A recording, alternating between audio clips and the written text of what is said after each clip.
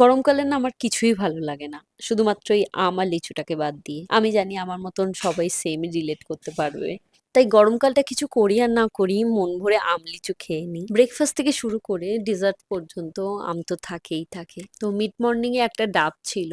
আমি আর কাহন দুজনে মিলে শেয়ার করে খাচ্ছিলাম। লাস্ট কদিন আগে একটা ডাব এনেছিলাম। তাতে এক ফোঁটা জল ছিল না। এখন একটা ডাব অলমোস্ট ৮০ থেকে ১০০ টাকা তো নিয়েই নেয়। একটু জল যদি না থাকে তো খুবই মন খারাপ হয়ে যায়। বাট এই ডাবটা না খুব ভালো ছিল। পুরো ১ গ্লাস ভর্তি জল পেয়েছি। তা লাঞ্চ করে কাহনের সাথেই বসেছিলাম। দুজনে মিলে ড্রয়িং করছিলাম।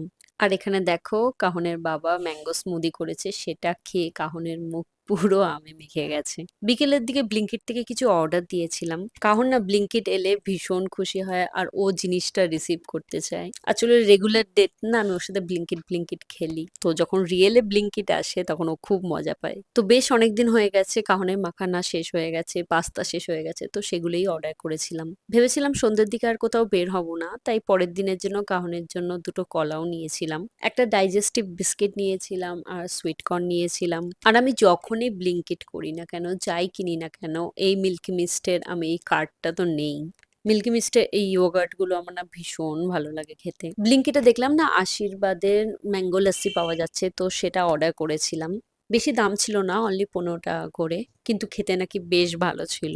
আর এই গরমে আমার না খুব কোল্ড কফি খেতে ইচ্ছা করছিল, তাই নেসক্যাফের থেকে অর্ডার করেছিলাম এই আইস ফ্র্যাপেটা। বাট এটা না একদমই ছোট এসছে। আমি ভাবলাম এর থেকে একটু বড় সাইজের আসবে, আর মোটামুটি ছিল।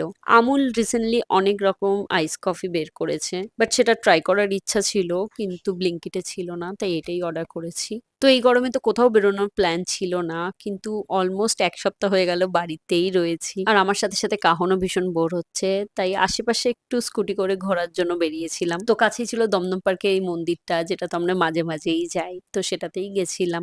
বিকেলের দিকে বাইরে হাওয়া হচ্ছিল, কিন্তু বাইরে হিউমিডটা এতটাই বেশি ছিল যে কিছুই ভালো লাগছিল না। অল্প একটু বাজার থেকে ড্রাই ফ্রুটস কেনার ছিল, তো সেটা কিনে চলে এসেছিলাম বাড়ি। আর কাল ডিনারে রাতে ছিল পান্তা ভাত, সাথে ছাতু মাখা, পটল ভাজা, পেঁয়াজ লঙ্কা, জাস্ট বেস্ট কম্বিনেশন। এই গরমে এর থেকে ভালো কিছু হতে পারে না। তো আজকের ভিডিও এইটুকুই। বাই।